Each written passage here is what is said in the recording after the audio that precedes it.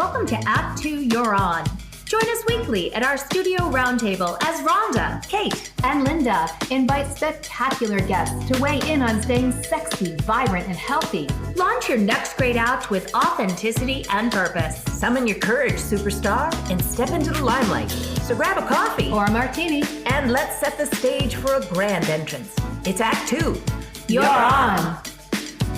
Greetings, friends. My name is Linda Ty, and I have the great pleasure of podcasting today with my dynamic team, Rhonda Garvin-Conaway.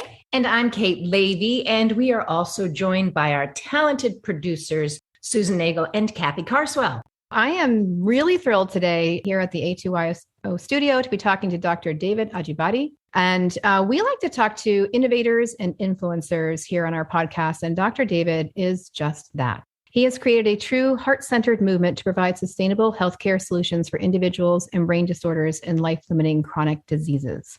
In thinking about your work, I enjoy normal and pretty vibrant health. I grew up with no worries about my health. I didn't know anyone who worried about their health. I believe that health is at the center of everything. If you don't have your health, everything else really doesn't matter. And there are millions of people, children, who do not know what that feels like to be fully healthy. Many suffer with severe diseases with little hope for a better life. And today we are going to talk about raising awareness and how you can maybe contribute to that awareness if you feel moved to do so.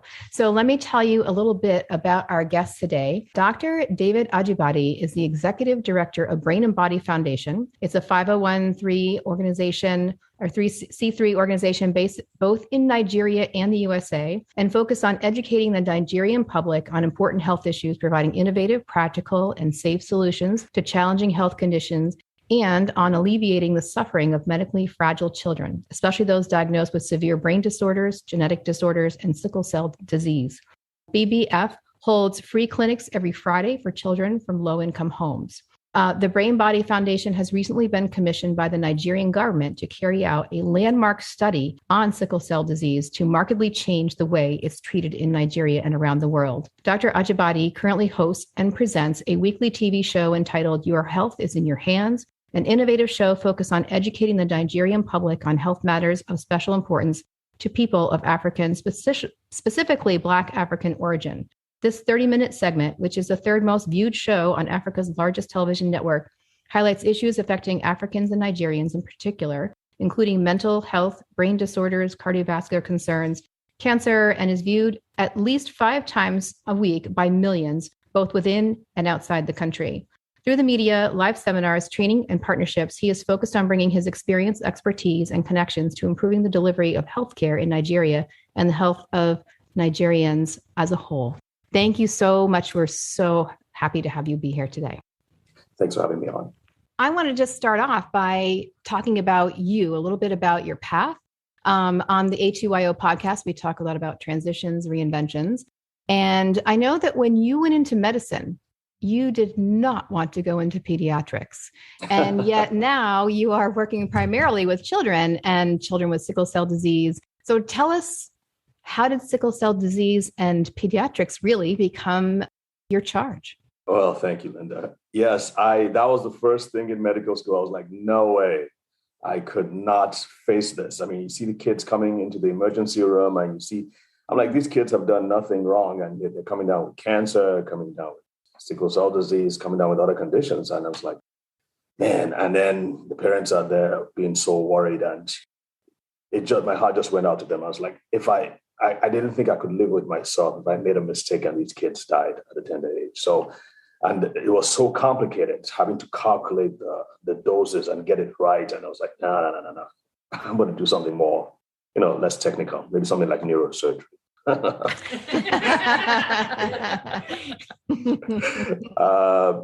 I've always loved the brain. And ever since I've been a child, I loved Ben Carson. He was one of my idols. So I knew I was going to be doing something with the brain, and actually started my career in radiation oncology. So I've had several different pathways, and then while I was treating, that was back in Nigeria. I still felt I was going to be in the neuro brain field. But while I was in Nigeria, starting my career, my residency in radiation oncology, I think that was when what I'm doing began to shape, to form in my heart and my mind.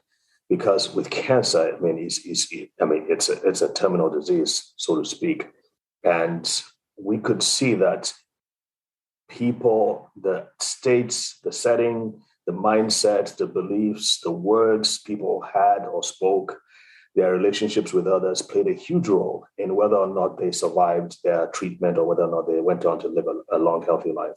And I began to feel that, well, we could, if we worked on people from the inside, at the same time while we were working on people on the outside with the chemotherapy and radiotherapy, we could make a huge difference. So that's kind of like what's switched me to what we're doing today. And of course, like I said, I still wanted to maintain my brain, focus on the brain. So to cut a long story short, I was in the US for 10 years. I went back to Nigeria, started a foundation called the Brain and Body Foundation, which, like you mentioned, is specifically for kids. Initially, it was for kids with brain disorders, strictly brain disorders like cerebral palsy, autism, and we're doing really well with that. But in the process, children with sickle cell disease started coming because they were having strokes. Found out later that 10% of kids with sickle cell disease have strokes before the age of 15. So that took us into the whole world of sickle cell disease, and it's been an interesting journey since then. Wow. Tell us a little bit about your practice in Nigeria. So what is it like in the day-to-day working with these kids? We see a lot of different kids. Like, I mean, so Fridays are the free clinics, right? So that's when people from low-income areas come to our center, and it's usually like a marketplace because people come from because they hear about what we're doing. And so it's quite interesting because people come with different reasons. And it kind of like highlights the tragedy of healthcare in a third world country. Most of these people don't have insurance, like you know, and they have nowhere else to go. They can barely make the transportation to the office, but they're so grateful. And once they come back, you give them the treatment, they come back after 2 weeks, after 3 weeks, after 4 weeks, you actually see the difference. And that's exhilarating to people like me because many of these conditions, when I was a medical student, we were told that they were impossible to treat. And that's the best you could do is just let them have physical therapy and hope for the best. But even without that, we're seeing that simply by providing their brains with the building blocks, nutrients, in the right doses and the right amounts at the right time, you can see significant improvement. And because they're kids, they have a lot more reserves and they can do a lot better than adults. And yes, adults can be helped as well. And we're transitioning to adults as well. But I think the best results we see in kids. So it's very gratifying. Mm. And tell us a little bit about that. I mean, I know at least in this country, when you're in medical school, you're not learning about providing kids with vitamin D or fish oils, or you're not learning that sort of inner root cause of disease. You're more in the emergency mode. Like once you have the disease, this is what we have to do, like you said. And so talk to us about how did you shift to figuring that out and doing the work that you're doing? Oh, great. So, yeah, that's an interesting question. So when I was here initially in the early 2000s, like I said, I was here for about 10 years, and we stumbled upon webinars. Initially, we were doing conference calls. Then we stumbled upon webinars. This was like 2007, 2008, way before Zoom came on the scene, right? And we started, my business partner and I, we started with, we felt we could reach a lot more people. And also we could connect with healthcare professionals, people, scientists, doctors who were in the cutting edge of nutrition and nutritional supplementation. And they were targeted in one area. For instance, some would be targeted on the immune system, creating supplements that help to strengthen the immune system. Another group of people will be focused on the hormones, another group of people on the brain.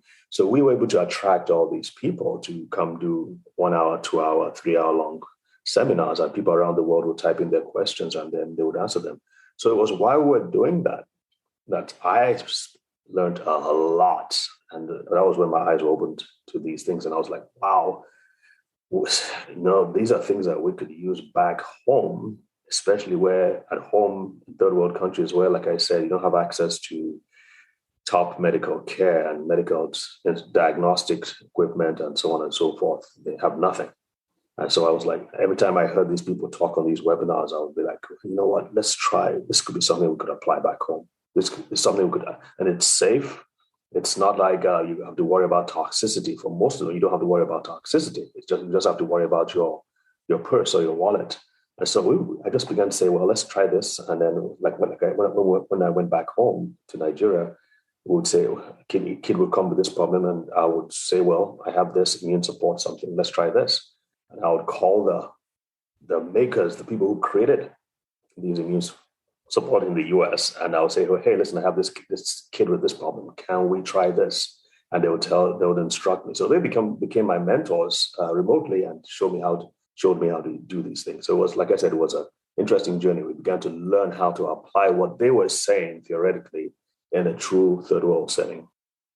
That is really incredible. And part of the amazing thing about your story is trained as a medical doctor, but this brilliant idea of yours and this brilliant treatments that you're now giving these kids came out of poverty and having nothing. Like, what do you do when you have nothing? And to me, that's very inspiring, because you always think that when we want to accomplish a big thing, we have to have tons of resources or something different to do it. But it actually was born out of this not having.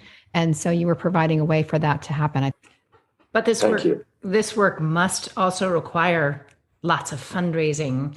So what kind of partners or investors do you have, or are you looking for as you help move this vision forward? Oh, thank you. Great question. So a lot of it initially had come out of my pocket, and the companies were donating the little they had to donate, they would donate. But we definitely, especially for this, what we're doing is just a drop in the bucket. So for this project, we are trying to raise about $200,000 for a 6-month project to demonstrate in the government. We're going to partner with government hospitals and have the patients from those government hospitals take these nutrients and record objectively the results that they're getting, so that the government doctors and the government establishment can see that what we're doing can be applied or should be applied across the board. There are over 4 million people with sickle cell disease in Nigeria alone, and half of the 200,000 that are being born will not survive past their 5th birthday. So, like I said, what we're doing is just a tiny drop in the bucket. But if we can get doctors and other healthcare professionals, to adopt the same approach, then I think we could be able to make a dent in the universe somehow.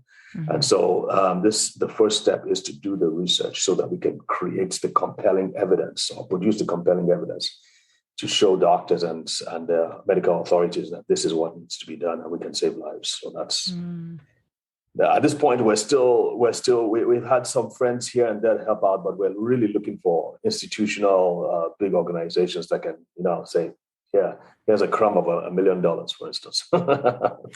So you must be dividing your time between doing all the medical work and research and setting and guiding the vision, and also having to do this work, fundraising and getting support. Do you ever sleep? How's your sleep, David? I try to prioritize that. So yeah, that is important. So when you get back to Nigeria, what do you want to have in place? What do you have to have in place in terms of the work that you're doing right now to build a coalition of backing, support, awareness? What's your push right now? Well, it's most of the infrastructure is in place, so we just need if we can raise $50,000 for starters, we can start the project right away and get it going, because everything else is in place. These are incredible ventures that you are on. And I think what I'm struck with right now is this theme of learning, like the learning that has to be done as a practitioner, the research that's required to tackle sickle cell disease. And I'm thinking about folks who might be listening who want to learn and understand better. Can we go back and think about those kids? What is it like when they come to you and they have their treatment and that process, and what happens after? Help us to understand the significance of what you're doing and how it directly affects the children. Thank you. Great question. It's significant because these. It's not just about saving lives. It's also about the quality of life. I like to say sickle cell disease is like having terminal cancer and then having bouts of shingles once a week or twice a week. It's very painful. In fact, people who have women who have been pregnant and delivered children they say that their crises are worse than having labor pains or delivering a child. So it is a very debilitating condition. So it's like I said, it's not just about saving their lives. It's about creating hope and helping them have a future and helping them feel they can become doctors or lawyers or entrepreneurs or present whatever, that many of them don't have a future. So it's really creating a whole new world for them, not just saving their lives. So we can really, really, really change that, and it's so simple. It's so easy to do. If you think about nutrients, if you just think in the direction of nutrients. So and of course, and think about the capacity of the human body to heal and to repair itself. And that's really what I want to point out. Is the capacity of the human body to heal and repair itself once it's given the right tools. So these nutrients are boosting their immune system. Is that the main function of what they're doing? And then can it reverse it completely, or is it more just right now able to help them live a more healthy, normal life and of course live a longer life? Because it sounds like a lot of these kids don't even make it to age 5. Yeah. So it's a genetic condition, so it can't reverse it. But it's certainly, what it does is that it helps the body compensate for that problem and work around. I think that's the term. Work around the issue. It optimizes the parts that are left that are working well, so it helps them work better. Yes, immune system is one. That's the first way to do it, and we found that works, especially for the younger age groups. Now, if a child has had complications or there's significant damage, there are other nutrients that we found out that can help, and we address those as well. But our priority now is in saving those lives first and stopping this terrible, terrible statistic of 100,000 plus dying every year before the age of 5. There's so much hope in your mission. I'm curious, where does the challenge lie? What's the obstacle that you're facing, and how do you handle that?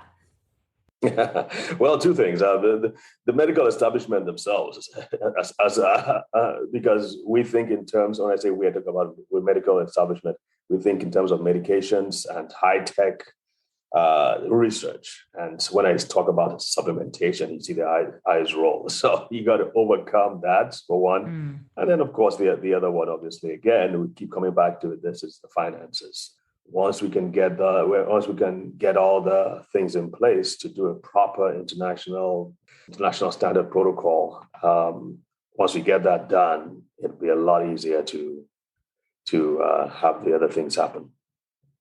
So we often talk here about the can't, the how, the why. I think we understand the can't, and I think we understand the why, but how? So how do our listeners, how does the world help affect change? Like, is there a game changer? Like, what's the thing that'll turn the tide? Is there one thing?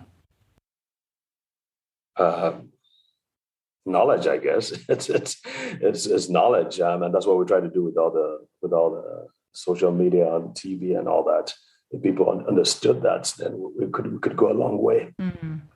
Yeah. So awareness. And financial support. And financial support, for sure. Yeah. And a shift in allopathic thinking. Yeah, really. I mean, I've been a holistic health practitioner, so I understand what you're saying when the medical establishment does roll their eyes at supplementation and natural means of healing. And there's a list of reasons why that is. But anyway, I really admire that you stepped out as a medical doctor to say, this is really effective, this really works, and I'm going to put my heart and soul into it. It's incredible that you invested your own money. I mean, it's just, you're an amazing person. It's amazing that you have started this and you started a foundation and you have this mission. The world is blessed to have you be on that path. You've also stepped into work that instinctively at first you didn't want, because it's just so hard. It just must be heartbreaking. But you obviously have something that inspires you and keeps you doing this work. So on behalf of a weary world, we thank you. But it's, I think it's it's very inspiring to talk to you. And I hope that I know that our listeners are going to be intrigued. They're going to want to learn more. And I have to imagine during a pandemic, it must be particularly brutal to try to fundraise. Yes, definitely some challenges with travel and getting people together either in a room or online. Yeah, that it has made it a little bit more difficult. But hey, you got to roll with the punches, right? Got to do what we can do to make it happen. So. Yeah, and I think that you're doing a television program, doing podcasts like this, get the word out, and hopefully you start getting into the ears of the people who can help make a change. So we're going to do our part to try to get this out, and we see if we know people and what we can do. What can we do? What can 3 individuals or our listeners do? We might not have the big financial backing, but what can we do? Well, thank you. So we have a text to donate feature that's text SCD to 44321. That's the text address to 44321, and you can just follow the prompts. We would really appreciate a monthly commitment, whatever amount that helps us to plan ahead to be able to know what we can do. So, but any amount would be really appreciated. And of course, spread the word. Share on social media as the Brain and Body Foundation. So if you would like our pages and share our pages, and we're constantly putting out testimonials and videos from parents and children who have had significant improvement from this. And I also do a lot of talks myself, short videos too. So if you could go on there, share that with other people and encourage other people to donate as well, I would really appreciate it. We'll have all of that information in our newsletters, and absolutely we can certainly do that part. Mm-hmm. Absolutely. Thank you. We're so proud to be able to support people like yourself doing this good work. And I would love to just talk to you a little bit. Kate said, do you sleep? But honestly, when one does the kind of work you do, and I bet there are people listening who are thinking, I want to do this big thing. How do you take care of you so you're not falling out and can keep the engine moving, keep the system going? What's the secret there? Help us to all learn from your modeling.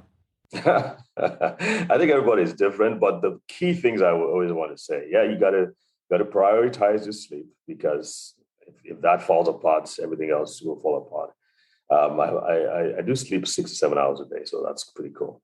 They say 8, but that's supplementation. You got to be supplementing, especially with COVID-19 all around us. Vitamin D, especially more for Black people, because we're more deficient. You got to take your vitamin D, your C, and your zinc. And I take much higher doses than what is recommended, because the research is beginning to show that we need more than just 400 or 800 international units. I also take some things for my brain. I take supplements for my immune system, even for my hormones. Yes, men have hormones too. And all these need to be regulated. I think people just assume that if you eat a balanced diet, you'll be okay. That's not true. You've got to just purposefully put in nutrients that will help to not just repair the damage that is constantly being done, but also optimize the key systems in your body. That is awesome. I could not agree more with that, for sure. All right. So much wisdom. And here's where we throw one of my favorite questions out, which is, if you had one thing to share, a golden nugget of wisdom for people who are ready to do their next great thing, their next great idea, or something about your experience that you would offer, what would it be? That's a good one. I would say make the most of opportunities. If you're able to recognize an opportunity, know that opportunities don't come every day, and when someone offers you an opportunity, think about it. Take some time to think about it and see how it fits into your skills, your talents, your experience, your passions, your desires, and then grab hold of it. Work on it for a week or so before you discard it. So I would say that just don't let them just slide by. I think all of us have missed it in that boat, but that's one thing I think what the world teaches us: make the most of opportunities. Thank you for that. Yeah, love that. And I have the regrettable task of being the timekeeper, which means we are almost at the end of our time together, David. But before we go, we wonder what is coming next for you and your foundation. That's all I can think of right now is getting this research thing done. And then I also want to start being on TV here too and sharing information, because I see a lot of, especially for Black people, there's a lot of ignorance when it comes to health. And I think there are many diseases that are really taking us apart. So I would really like to share information about that as well. Mm-hmm. Great. Love that. Well, thank you so much for joining us today. And thank you for, we're really grateful for your wisdom, your heart-centered mission. It's just amazing. And we are grateful to be part of sharing what you're doing and raising awareness. So thank you so much. It's been a really great conversation. Thank you so much for having me. You've been very gracious. Thank you, Dr. David Ajibade. If you want to learn more, www.brainandbodyfoundation.org. And also, David, would you repeat for us that text information if folks are interested in supporting? Say that again for us. That would be super helpful. Sure. Text SCD, sickle cell disease, to 44321, 44321. Fabulous. And of course, you can also find this good doctor on LinkedIn and Facebook. And I should say a special thanks to our skilled producers behind the scene, Kathy Carswell and Susan Nagel. And so it is left for me to say, go forth, be brave, live well, and do good, because it's Act 2. You're on. Act 2 You're On was brought to you by Act 2 Share Our Stage. You can find us at a2yo.com and also on Facebook, Instagram, and LinkedIn. Please listen and subscribe wherever you find your podcast. You can support us using Patreon. Thanks for listening.